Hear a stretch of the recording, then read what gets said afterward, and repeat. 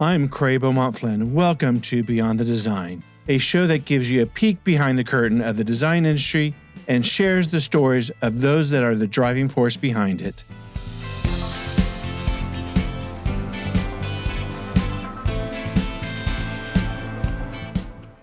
Welcome to Beyond the Design. Today we have John and Sherri Duvall from Duvall Atelier. Thank you for coming on. Thank you for having us. Yeah, thanks for having us. Perfect. So why don't we just go ahead and jump right into it. So tell us about your journey of getting into the design and architectural field. Well, we both met in architecture school at Oklahoma State University. Go Cowpokes. Yeah, John was 2 years ahead of me, and we got married right after I graduated and worked at several different firms for about 12 years and kind of just landed on wanting to do our own thing and taking that leap. So we started our own firm, and we both really have a passion for residential design and more design with like in a more intimate setting with clients where you're really helping them build their personal spaces. Right. And their, as I like to say, your home is your sanctuary. Right. And that's a really fun process. And it keeps it interesting because every project's a little different depending on the person. So we drifted towards starting our business from scratch. And then slowly over time, I just couldn't keep my hands off of all the fabrics and paints and all that. Pretty stuff. Because since I was a kid with the biggest Crayola box, I just have always loved color, rearranging my room. My mom sewed, so I always picked fabrics with her. And I was just like, I just want to like do everything. So over time, I just drifted more into interiors and just really, it spoke to my heart and that was my passion. So we kind of come at it from two different angles. We have different strengths, wouldn't you say? Absolutely, yeah. Yeah. So that kind of has turned out to be a really good kind of yin and yang, I guess. And selfishly, I get to do exactly what I want. Yeah, and we have projects that there are projects we collaborate on, and there's projects we work separately on. But, we feel like the best, the best representation of our work is the work we collaborate on because because we're all in the same office, we have designers and architects in the same office. There's just that overlap and pollination from the get-go because it's very seamless. Yeah, it's in the air in the office. So everyone knows what everyone else is working on. That's great. Yeah. So a lot of architects and designers have this love-hate relationship. So being married, having your business together, and working in two different sectors, how do you balance that? Well, I'm going to let her answer this now. I feel like because I came from the architecture side, I get that. Right. I get what frustrates them and what they need, and I still look at things with an architectural mind a lot of times. And I feel like, in a way, it makes my interior design more integrated. I'm not just putting icing on the cake. Right. I really care about it, respecting the architecture and the intent of what the design was, and it just being that next step in the process. Right. So I think that really helps, just because that's how my brain works. So you have a little bit of left and a little bit of right, so you can actually combine the components. Just enough to be a little crazy. Yeah, it's really, I think Sherri having an architectural background really kind of gives her the flexibility to work on a lot of different styles of work. And one of the kind of the hallmarks of any of our projects is that we really don't have a style. Like if you look at our portfolio, we always say that we try and give the clients the best version of what they want. So we're not tied to anything. And I think Sherri's architectural background really kind of lends her to be able to go in and analyze the structure of a space and then build layer upon that, as opposed to putting some type of decoration over the top of it. So I think so too. It's also really helped me too when I need to go out to the job site, meet with a contractor. I can talk, construction. I can go there if it's needed, and it's been really helpful to be able to do that. Right. Yeah. So tell us about Duvall Atelier. I mean, architectural design, and you have your own studio that the public can come to. Because is it wholesale or retail? It's a retail showroom open to the public. It was a dream of mine, gosh, for longer than I can remember, to have a store. And then it just seemed like a crazy dream there for a while because everybody can get anything on the internet. Right. But then the more and more as we started sourcing furniture for people and lighting, I started just bringing things into our previous office space and just filling up the hallways because having an example that people can see and sit in, and being able to open up those pathways for those kind of resources was really beneficial.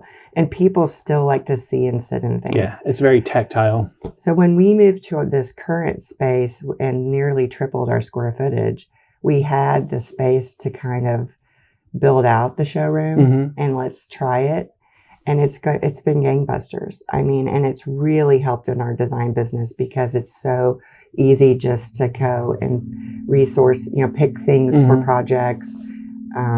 Then the public can come in, and I tried to pick a lane that I felt like Tulsa needed that they didn't have, so that I wasn't really stepping on anything else that was already existing in Tulsa style wise. Right. And then over time, it's just also kind of my favorite styles. I'm still pretty eclectic with my personal style, but I do like classic things. And I like to mix classic and modern things in the appropriate way. So how many lines do you have here that you carry? I would say our big lines, we probably have half a dozen. And then accents and things is probably over a dozen or 2 dozen things. Yeah. Wow, that's incredible. The interesting thing Sherri's done is she's really created kind of a curated feel for things, although it's not really style specific, but it all kind of has the same vibe. So there's an even flow to it. So it makes sense. And clients can mix and match things. People can come in, and the other nice thing about having the showroom is it's kind of an entry point for introduction to us that's not through design services. So, we're lucky enough that we work on projects that are substantial size projects. And a lot of people, frankly, just it's not in their worldview to hire an architect or hire an interior designer, but they can get kind of a pathway into that world through the retail store. So you don't have to build a multi-million-dollar project to engage with our kind of with our staff, and our team and products. You can see the furniture pieces that we've set up together, and they can show them more options. So. Yeah. Fun. So do you get to play a lot? It's like you have your professional environment, and then when you go home, it's like, oh, we brought this in the showroom. Now we need it. Since as a little girl, you said you like to change your bedroom and do things. I find that sometimes I wish I had more time to play in the store and think about the new things. And our project, we're very thankful. Our project load is really extensive right now and pretty demanding. So sometimes I'm not over there as much as I'd like, but I definitely am enough to get the things forecasted and kind of have the vision for the things I want to bring in next. Right. And it keeps us busy, and some of those things do trickle home too. So we have our home's a laboratory, so things just try different looks, try different things. I've learned not to get too attached to a chair, or I'll come in and it's like, okay. Yeah. Things are changing up again. It's fun. So what are some of the key factors in designing for you when you take on a project as a collaborative or as two separate entities? We really, even on projects that we're technically not contracted to work together on, we always work together. So it's like, we kind of, as Sherri said earlier, we kind of come at it from different processes. I work more usually on the front end of a project on the planning, the layout, the structural organization of things. And then Sherri's always looking over my shoulder and starting to layer spatial things on top of that. So, or imagine, if I'm walking through that space, where are some options I can put furniture, and how do I want that space to feel? And maybe that ceiling needs to be dark, or maybe it needs to have wood on it, or maybe that's too much wood. So I'll throw in things like that either drive him crazy or he likes, and that's kind of the process there. So a good portion of your projects are residential, and do you do commercial and hospitality, or just? So over the years, we've been in business for over almost 23 years now. And like most design firms, when you start off, we took everything. We did everything. A job was a job, right? And then historically, we did early on, we did more of an equal mix between commercial and residential, just because it's just kind of the way things were. And then we do like bespoke restaurants and bars, and we've done several of those locally, and that's always fun because we are able to visit those projects in town. We always joke we could do a Duvall pub crawl if we wanted There to. you go. Hey, sign me up. Yeah. So what are some of the key elements in some of the projects that really stand out to you that as a creative, you always give your heart and soul to, but you're most proud of? That's tough. That's tough. Yeah. It's like it's we always have this vision in our mind. We talk about this a lot. We have this vision in our mind that no one else really knows. So it's like I always in my mind see the project going to the full nth degree. We don't always get there just because of reality, but there's always elements that we tend to think really specifically about touch points within houses, particularly in houses, and in our restaurant projects also. Like even in a restaurant, the bar, how the edge of the bar is designed so that when you put your elbows down, you feel comfortable. So we think about those touch points things. So it's really not really I don't really think of like big move type things. It's more kind of the small things that people don't really notice, but they interact with every day, if that makes sense. Yeah. Yeah. Handles, the hardware. If the budget allows, it's better to get the nicer, heavier stuff. Is there any projects that you're most proud of to date that you didn't expect to have the response that it's had? That's a good question. Well, we're definitely proud of the Bull in the Alley restaurant downtown. My favorite restaurant. That was actually kind of a challenge because it was sort of a piece of a bigger historical renovation, because that part of downtown, in fact, the building that the tavern is in next door, which we also did, the sister restaurant, it's part of one of the oldest buildings in Tulsa. So there was a lot of limitations on what we could do and couldn't do. But then the whole idea that the McNellys, Elliot Nelson, wanted to have it be a speakeasy where you're coming in off the alley. And then I just got this kind of vision of Great Gatsby, like you walk into a jewel box. Well, how can we do this?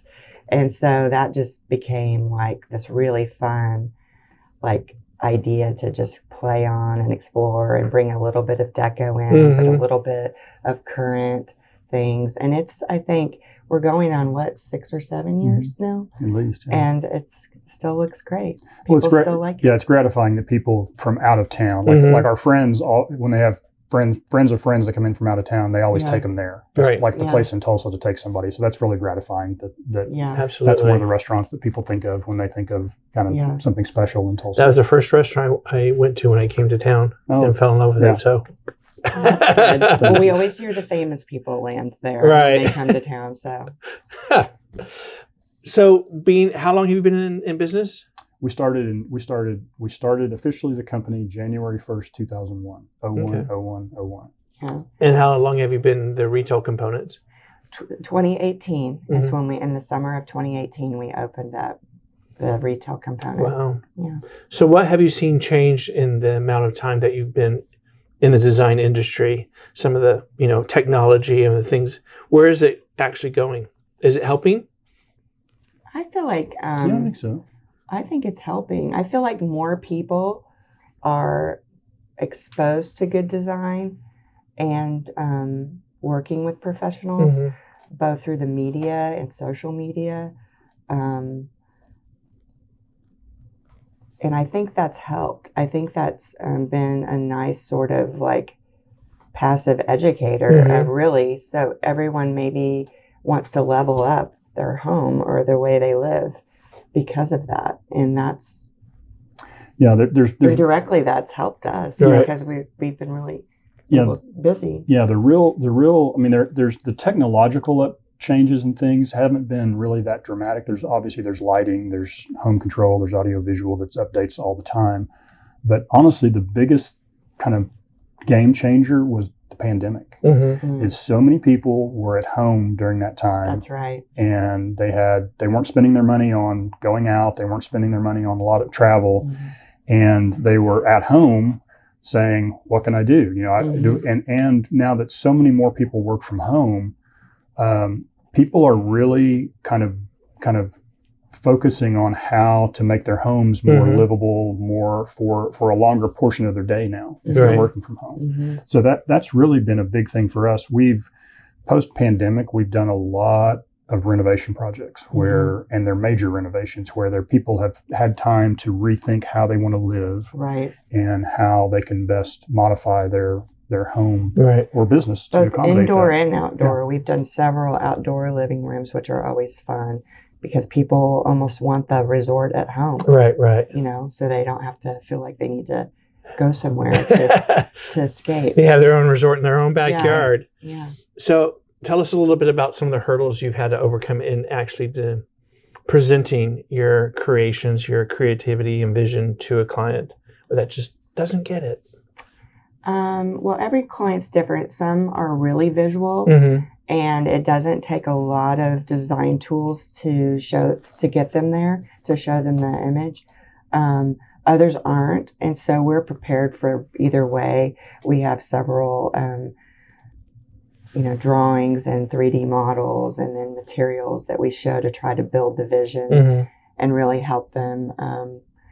I would say we always joke that we do a lot of residential, of course, and that you're always dealing with a married couple. And I always joke that I should have gotten a psychology counseling degree. True. But because a lot of times, and it's actually, I think, probably norm that the husband and wife have different opinions about things. So that can kind of be an interesting negotiation, and the meetings can get a little spicy sometimes. We've had a couple of meetings where it's like, why don't we go get a cup of coffee and let you guys talk Someone about needs this some for a breath. minute? Yeah, for sure. Yeah. But I think that maybe it works that we are married and they're married, and it kind of maybe the comfort levels there that, it's okay to want different things. Right. And, this is, maybe I can, take up for one side and John takes up for the other. And it isn't always the female male. Sometimes I agree with the husband. Yeah. Well, Sherri's really good at reading people and kind of in the situation. And sometimes I'll be heading down a road with a presentation and she'll just kind of slowly reach over and just put a hand on my shoulder. You don't get the kick? And then I'll just kind of like slowly, she'll kind of say, well, what John's really trying to say is this. And so. Yeah. I do read people well, so that makes me a little neurotic probably, but it does, and I am very empathetic with people, so. It's also been helpful over the years in client selection, because in the past, it's like I said before, when we started the business, any job was a great job. So, sometimes, when we work with a client, it's really kind of an interview process. It's a two-way street. We all, I tell everybody up front, it's like, on a major project, we're going to be spending a lot of time together for the next year, and then you're going to be under construction for another year after that, at least. So it's a commitment. It's not just the skill set we bring. Is there a rapport with the clients? Well, that's the other great thing as over the years we've done the interior design side of the project. Our firm has really grown. Was on the architectural side, a lot of times once construction's done, if we're just the architects on a project, we're done, and it's like we may see that house once a year from now on. But with Sherri's clients, like we have houses that we designed in 2005, 2006, and Sherri's still working with the clients. Well, they cycle and then they want to redo things. Right. So that's been so nice. Which is nice, building those long-term relationships with the clients, because we, like you're saying, we see their kids grow up. It's great. Yeah. And clients they'll be on vacation somewhere and they'll text Sherri a picture or something and say, does this painting work? Or what do you think about this? Yeah. So it's kind of building a longer term relationship through the design side, which has been really nice. Plus, you send out personal written Christmas cards. Oh, yeah. which not many people do anymore. Yeah. They'll send you an email or a blast, but you sent out, and I was like, we have one client that was probably from early 2000s, Right. and every time we see him, like we'll see him out at dinner or something, and he'll say, I always look forward to getting your Christmas card. And it just shocked me that, and it made me feel good. And that I was like, okay, that's why we do it. Because it is a lot of work. Yeah.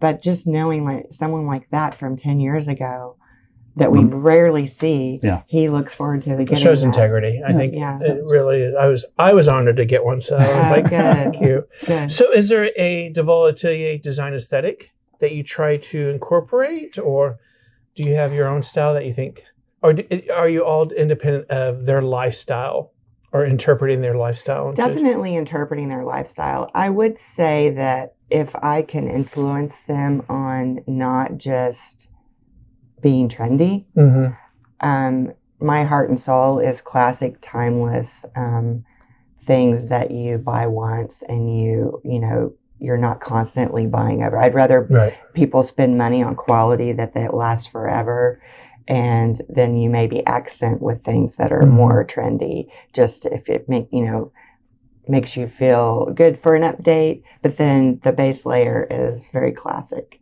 And I think that's definitely more of my personality, is just stay with the classics. And architecturally, same. We don't really have we don't have a real style. And if that's what's really fun for me is if I was having to design the same style of house over and over again, I think I would just go crazy.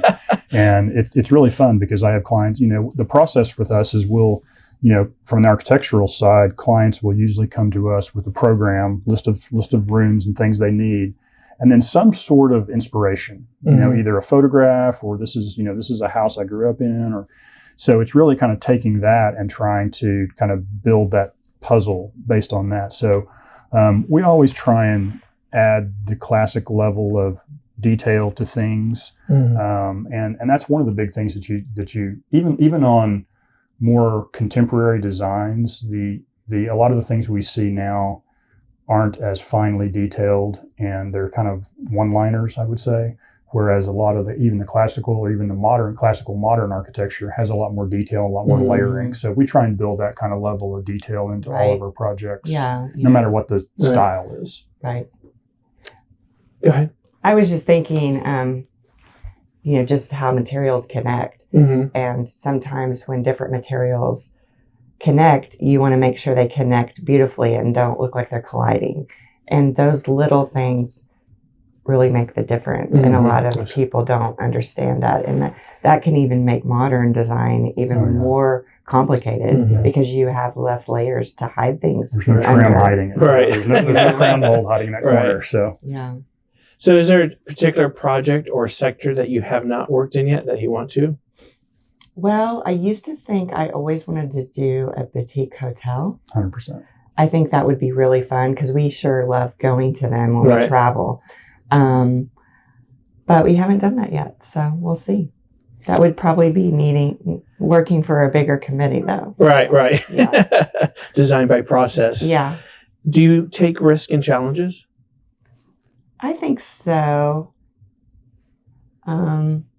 Starting your own business, that would check that starting your own business, because literally all our eggs are in one basket every single day, and that's the biggest risk we've ever taken, was just going into business together. And opening the showroom, the retail facing side of the business was a big step. That for was us. scary. That was a big investment, and it's worked out. we went into it knowing that if we broke even, we'd be happy. And it's well, and I remember you saying if we have to, we can move back to the design side of the building and wall it off and rent the other side, but we just never had to, and never had to go to plan B. So that's good. Do you bring clients here so they can pick and choose, or is it? We most always meet here and walk around. And when we get to that level of the project, definitely walk around and say, do you have to rein them in, like shiny ball, shiny ball? Yeah, a little bit. But I think they love just being able to see and feel. I also think maybe it gives them a sense of peace of mind and confidence that, okay, they know what they're doing. Right. because sometimes you can't really convey that with words or pictures. It's just if they can see how you would arrange, your office and your store, they get, okay, I like this. If they can do similar level, even if it's not exactly the same at my house, that's good. Because houses, they're investing a lot of money. And I feel that pressure every day. Yeah. Spending other people's money is not something I take lightly. Right. Yeah. Do you feel that some of the components, you're married, you work together, do you take work home? Or you like, this is 5 o'clock, 6 o'clock, it ends here, and then you have your life? Well, we're going on 32 years of marriage, and we've done everything in all the different wrong ways about talking about work. And then, because it's 24/7. And now that we're older, I think we really do try to not talk about it at home, but there'll be the urgent, something is on fire. Sure. Right. We need to talk about this, So a little bit of both, but we do try. I would say in the last couple of years, we're getting better at it. Keeping it separated. And the one thing I've learned is that if we have to talk about something business related at home, we always preface it and say, can we talk about business for a minute? Because because it if you really just bring it on, and then it can become all. And for the first 10 or 15 years of our business, it was all encompassing. I mean, we would go from, we didn't have a child at the time, so we would work until we'd work late. We'd go to dinner. We'd go home. We'd get up. We'd do it again. You know, and it's like, and now we have a little more calm home life, and the bottom line is too, we're both.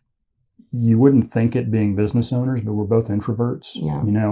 If I don't start my day off by myself, the whole day goes sideways. Yeah. So it's. And I definitely need my personal time to recharge, because we're so out with people all day long and interacting with staff. I mean, the most challenging part of my job right now is just finding the time to really have focused design time. I have to really lord over my schedule and put a lot of things to the side sometimes, because if we don't, and we're both in the same boat, if we're not working on the initial designs of projects, then the machine's not going to work. It's like we can't all respond to fires all day long, because we'll never get a new fire started. So we're always struggling with that. And that's the daily challenge, because you do get the calls all day long with the stuff that's already built while you're working on a new project and on the boards. There's been a contractor, at home, working all night, thinking all night long about a question that's going to spring on you at 7 o'clock in the morning. So. Or 6:30. Yeah. Contractors get up early. Yeah. Well, this means that, as a compliment, you're old school like me. I do everything from brain to hand, which you have amazing hand in your drawings. I've seen them. So thank you. It's nice to see that continue on and continue forward to people. It's like it's artwork. Yeah. Well, it's artwork. It is. That's just how we think. That's how we were trained. Yeah. And I'm a big believer in, I don't believe in inspiration. I believe in work. It's like if I move the pencil, inspiration sometimes follows. Right. Sometimes it doesn't. But if I don't move the pencil, inspiration doesn't come. True. So that's true. Just becomes a big circle. Yeah, exactly. We're just drawing the same thing over and over again. So what motivates, inspires you? I love it when we travel, and we probably don't travel as much as people think we would, because our business is pretty demanding. And our son's a senior in high school now, so once he leaves the nest, we hope to travel a little more. Yeah. But we're inspired when we travel. I think, like everyone else, I like looking online and looking at different things in social media. That's inspiring. I'm kind of sad that books aren't quite the necessity they once were. Right. But in almost every home we design and every home we've lived in, we always build a big bookcase, because we have tons of books. Right. Well, it's kind of like the drawing. I'm still old school. I'm inspired by social media like everyone else is, but I still subscribe to more real magazines than probably anybody in Oklahoma. It's insane. A little too many. But I'm the guy that tears stuff out and pins it to the wall. You've seen my office. I have bulletin boards, and I have, And books the same way. It's like when you walked in, I was ordering the new Ed Ruscha retrospective from MoMA this morning. Right. So yeah, that's on its way. So it's like we need another bookcase. Yeah, and we don't use that to it's just part of the inspiration process. Whether it's art, whether it's food photography, cookbooks, design books. Yeah, landscapes. I love looking at landscapes. Yeah. I think if I hadn't done this, I would have been a landscape designer. Really? Yeah. I really love nature and being inspired by nature. It has an aesthetic to its own. I once thought I might go back and get that extra degree for that, and then I could just do all three things. Oh, wow. But that was a little ambitious. But sometimes we play around. When with outdoor, we'll kind of play around. Yeah, normally on our projects, especially on new homes, when we're designing those, we'll kind of schematically work with the clients and think about outdoor spaces, kind of, different little movement, little moments and how you can design around the landscape. But when it comes to the actual detail and integration of that, we usually collaborate with... Hand it to the professional. Yeah, collaborate with landscape architects on that. Are all your projects locally based? No, most of them are. Most of them are based in Oklahoma, but we kind of go where we're invited. So a lot of our clients that have second homes or have moved or have kids that have other homes. I mean, Sherri's worked all over the country, really. More on the design side. They all have a Tulsa connection, but we've done a few projects in Colorado in the mountains for vacation homes or the lake, local lakes, which are outside of Tulsa. Right. And then East Coast, I've done a few out there too. What do you think about the design industry in general in Northeast Oklahoma or Tulsa? So much stronger than I mean, we've seen such a transformation in our time. When out of school, so after I graduated from college, I went straight to New York City. I knew before I graduated, I wanted to work for myself, but I also wanted to get a broad range of experience. So, I worked in New York after we were married, and we lived in Tulsa for a while. We moved to Fort Worth, and at the time we thought, man, Fort Worth is awesome. It is like we just wish this Tulsa was in the mid '90s when their downtown had just kind of had that renaissance. Right. They had done the big development downtown, and we thought, man, if Tulsa could only do this. And then we came back here because of family and of other opportunities, and lo and behold, Tulsa has far exceeded our expectations. I mean, it's just so great. It the downtown we wished it would have been when we were in our 20s. But I'm so happy that it's grown and it's so vibrant. And I feel like the design community and the appreciation of design in Tulsa and Northeast Oklahoma is very strong for this part of the country. It's a well-kept secret, and it's just on that cusp of, the next thing, which is great to see in the few years I've been here. So I totally agree. Yeah. Waiting. I think we're headed in the right direction for sure, and we're happy to be a part of it. Yeah. So what's next for Duvall Atelier besides a landscape architectural component? That's just that's a fantasy. Don't worry, landscape architects. We are still calling you. I just love the outdoor spaces. What's next? I think just continuing to grow the showroom and find new lines that I like, things I want to bring in. Are you busting out the seams? Yeah. We like Sherri said earlier, we tripled our square footage when we moved here, and we thought we'll be fine. And it's like we're kind of running out of space. So we are, but it's a good problem to have. Live with it. Yeah. John's like, we could put a second story on the building. That sounds crazy. What advice would you give to aspiring architects, interior designers?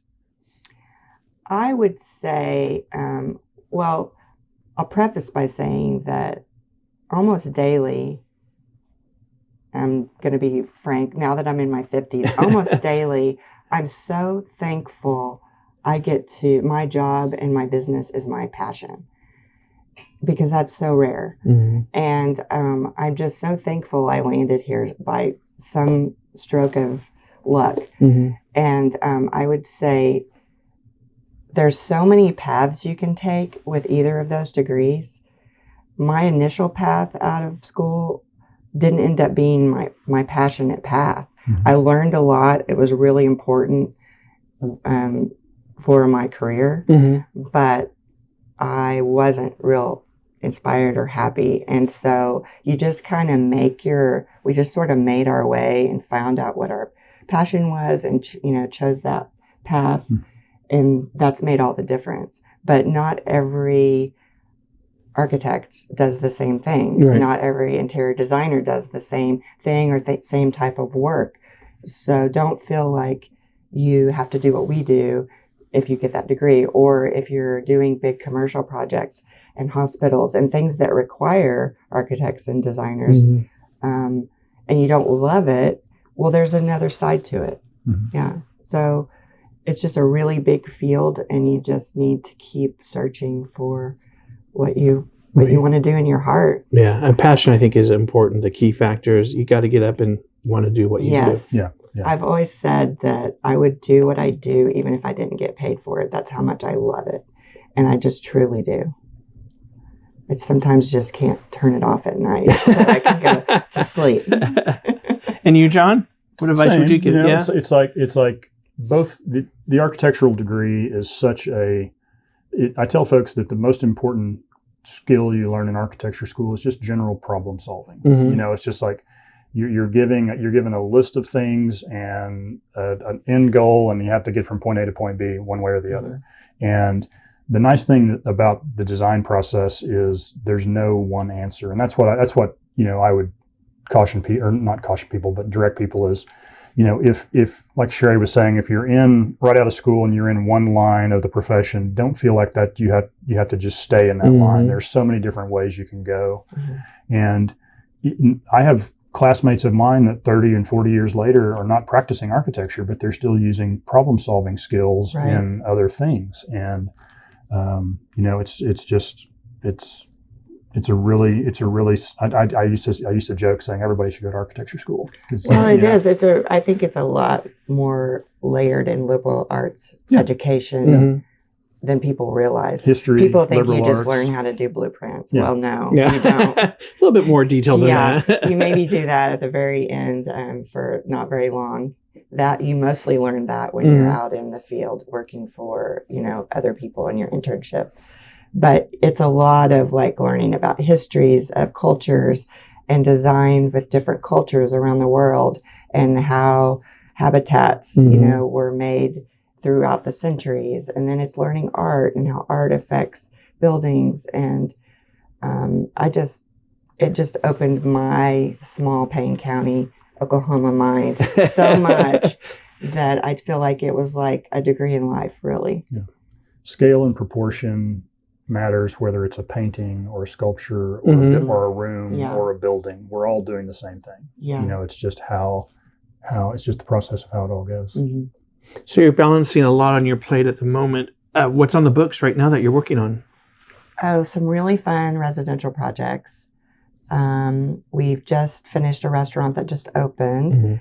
There's another one getting ready to open, and one that will open next year. So we've got a few restaurants.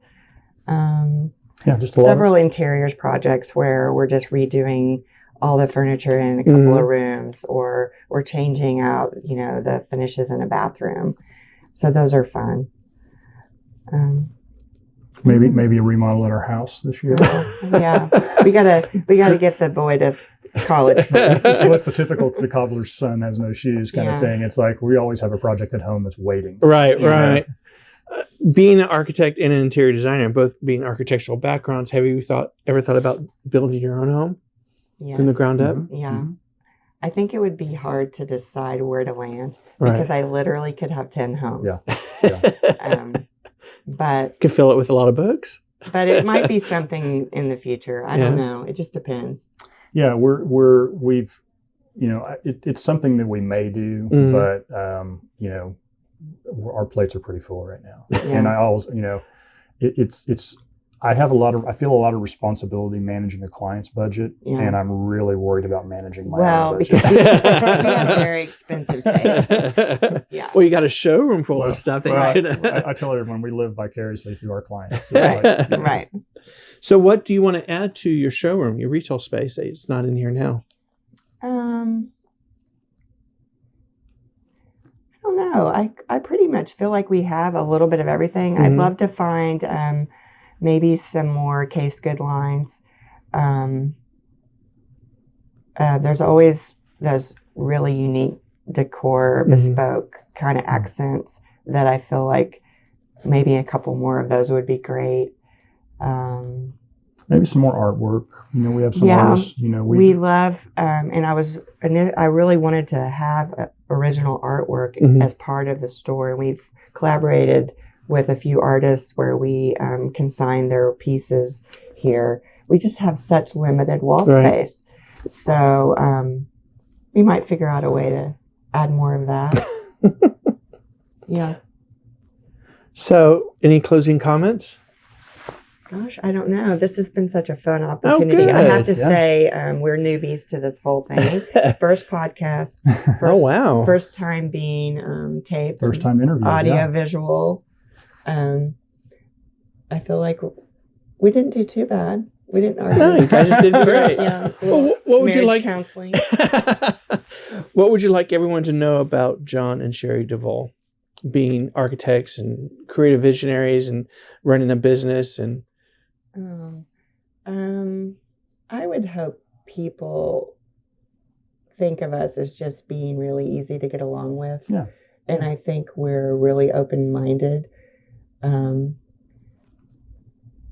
You like to say strong opinions loosely held, which drives me crazy whenever we're arguing. But I do think that we're easy to get along with and approachable, and I think that makes the process more fun. Yeah, and we're always wanting for people to have fun. We always tell people at the beginning of the journey, we want to make this process as fun as possible for you and as smooth as possible for you. Yeah, everyone has a horror story of a friend that designed a house that went 50% over budget, and I said, that's not the process that we do. We want to help the clients work through the process. We want hopefully people think that we're, like Sherri said, we're an accessible team. We work with all kinds of folks on all scales of projects, and our goal is to make the project go as smooth as it can, not just through the design but through construction, so that we're kind of in their corner through the whole process. And that's kind of our pitch. Yeah. Well, it's been a joy and an honor to both have you on our show. Thank you so much for having us. So much. Yes. Thank you. We're featuring Amatoya in the showroom. Oh, that's we're honored to be the Oklahoma Showroom for that. Well, thank you. Thank you. I'm very honored for that. Well, it's been a pleasure, and I'll see you guys soon. Thanks so much. Thank you.